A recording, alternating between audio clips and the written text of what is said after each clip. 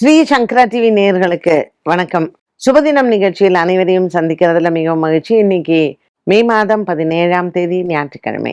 இந்த நாளுக்கான 12 ராசிக்கும் பலன் மற்றும் பரிகாரத்தை பார்க்கலாம். அதை தொடர்ந்து ஒரு நல்ல கேள்வியும் நமக்காக கிரி வச்சிருக்கிறாரு.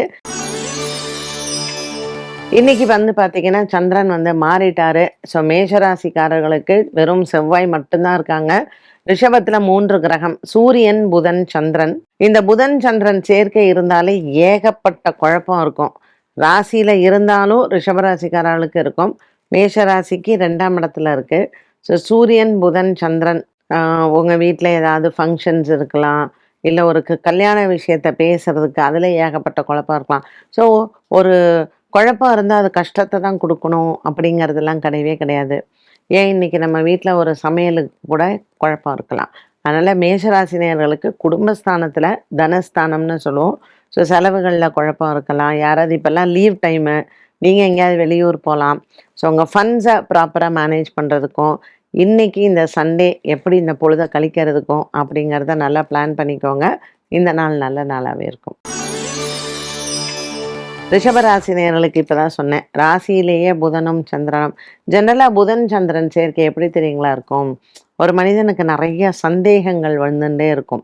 அண்ட் ராசியிலேயே பர்மனண்ட்டாக இருக்குன்னு வச்சுக்கோங்களேன். அவங்கெல்லாம் எப்போவுமே ஒரு குழப்பவாதி அண்ட் சந்தேகவாதி. இது ரெண்டும் அவங்களுடைய இன்பார்ன் குவாலிட்டிஸாக இருக்கும். ஸோ இங்கே கேட்கவே வேண்டாம். ரிஷபராசியில் சந்திரன் உச்சபலம் பெற்றிருக்கிறாரு.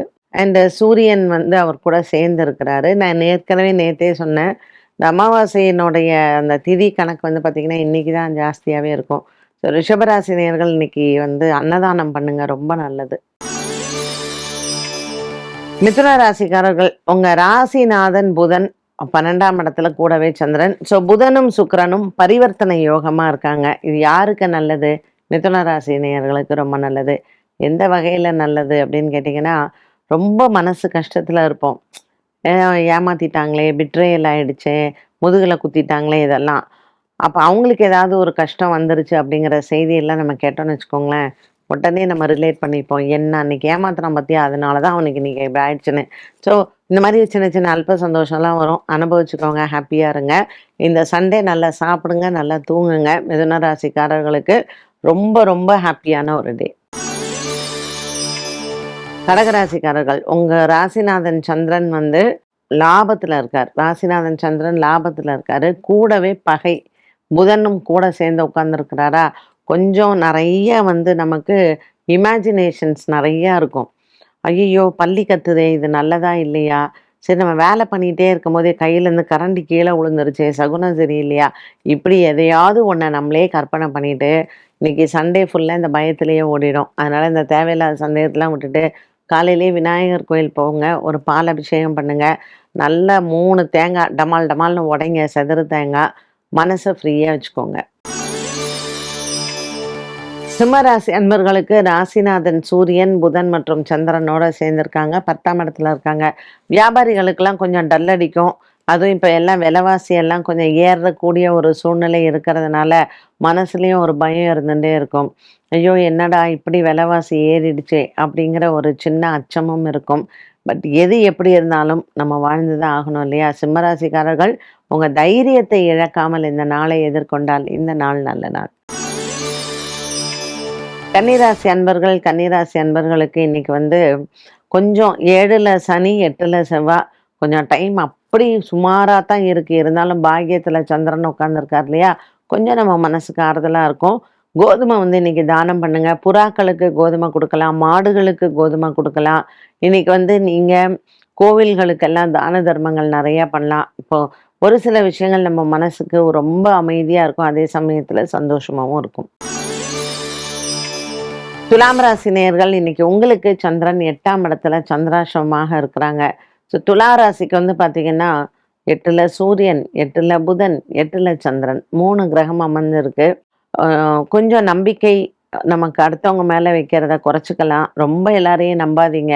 இன்னைக்கே உங்களுக்கு எல்லா வேலையும் முடிச்சு கொடுத்துட்றேன் அப்படின்வாங்க, கண்டிப்பாக நடக்காது. சந்திராசிரமம் வேற இருக்கு இல்லையா, அதனால் சிவன் ஆலய வழிபாடு உங்களுக்கு நல்லது. இந்த சிவன் ஆலய வழிபாட்டில் இன்னைக்கு மறக்காமல் ஏதாவது ஒரு தானத்தையும் சேர்த்துக்கலாம். விருச்சிக ராசி நேயர்கள், விருச்சிக ராசி நேயர்களுக்கு 7ஆம் இடத்துல சூரியன், புதன், சந்திரன், 8ஆம் இடத்துல குருவும் சுக்கிரனும் இருக்காங்க. திருமணம் சார்ந்த விஷயங்கள்ல கொஞ்சம் நமக்கு குழப்பங்கள் இருக்கலாம். சின்ன சின்ன வம்புகள் வந்து போகலாம். தேவையில்லாத சண்டைகளை எல்லாம் நம்ம விலக்கலாம்.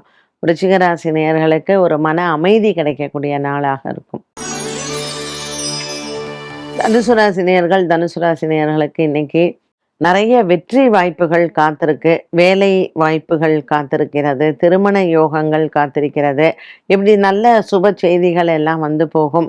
தனுசு ராசி நேயர்களுக்கு இன்னைக்கு நீங்க எப்படி முடிவெடுக்கிறீங்க அப்படிங்கிறது தான்.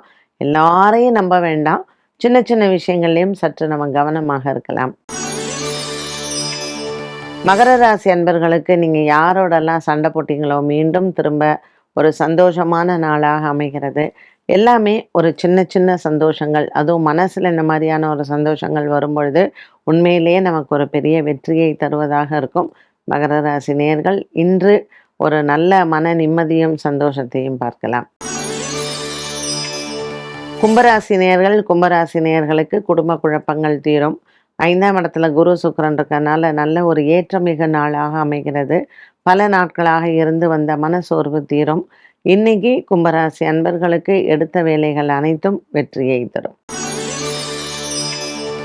மீனராசி நேயர்கள், மீனராசி நேயர்களுக்கு இன்னைக்கு பிள்ளைகளால் மன நிறைவு உண்டு.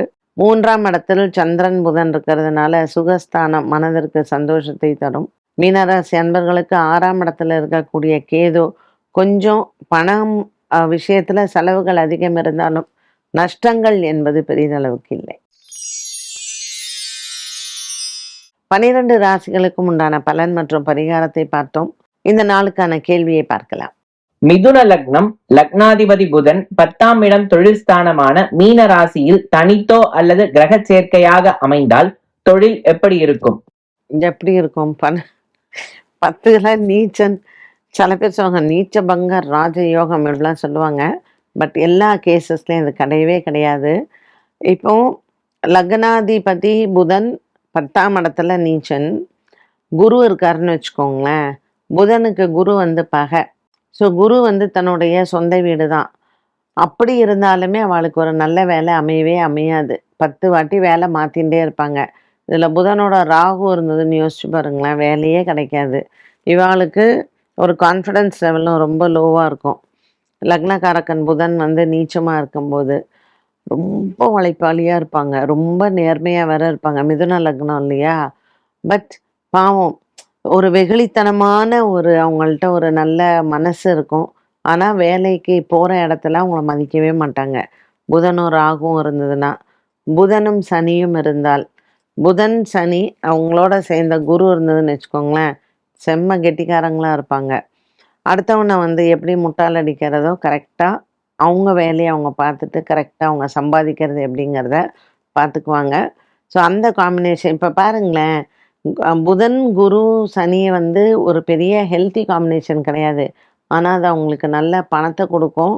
அதே மாதிரி நல்ல வருவாய் ஈட்டக்கூடியதையும் கொடுக்கும். புதன் செவ்வாய், புதன் செவ்வாய் காம்பினேஷன் சூப்பராக இருக்கும். ஏன்னா 6 குடையவன் தான் 10ஆம் இடத்துல இருக்கான், அதுவும் புதனோடு சேர்ந்து இருக்கான். தவறான வழியில் சம்பாதிக்கிறதுக்கான வழியை அவன் சொல்லி கொடுப்பான். அதில் இவங்களும் சூப்பராக அவங்க வந்து ஜெயிச்சிருவாங்க, நல்லா சம்பாதிப்பாங்க. ஸோ இந்த மாதிரியான காம்பினேஷன்ஸ்லாம் சிலதெல்லாம் நம்ம பார்க்கலாம். இப்போ பாருங்களேன், புதன் செவ்வாய் ராகு இருந்ததுன்னு வச்சுக்கோங்களேன், இவங்கெல்லாம் கேம்பிளிங்கில் ரொம்ப நல்லா சம்பாதிப்பாங்க. ஏன்னா நம்ம வந்து ரியல் எஸ்டேட் அதே மாதிரி 4 குடையவன் புதன் நீச்சனா 10ஆம் இடத்துல இருக்கான். அதில் செவ்வாய் கூட சேர்ந்துருக்குன்னு வைங்களேன், ரியல் எஸ்டேட்டில் செம்மையாக அவங்க சம்பாதிப்பாங்க. ஒரு 10 ரூபாய்க்கு கூட அந்த இடம் போகாது, அதை 100 ரூபாய் சொல்லி விற்றுருவாங்க. ஏன்னா பேச்சு திறமை பயங்கரமாக இருக்கும். அண்ட் சந்திரனும் கூட இருந்தாருன்னு வச்சுக்கோங்களேன், மண்ணை கூட பொண்ணாக்கிடுவாங்க. அந்த மாதிரி ஒரு பேச்சு திறமையில் மார்க்கெட்டிங் பண்ணி விற்றுருவாங்க. ஸோ இதில் காம்பினேஷன்ஸில் வந்து நம்ம ஐயோ புதன் லக்னாதிபதி புதன் 10ஆம் இடத்துல நீச்சமாக எடுத்தேன், வேலையே இல்லாமல் போயிடுமோ அப்படின்னு நம்ம நினைப்போம். கிடையவே கிடையாதுங்க. உங்கள் சாமர்த்தியத்தில் நீங்கள் எப்படி வேணாலும் வேலை பண்ணலாம்.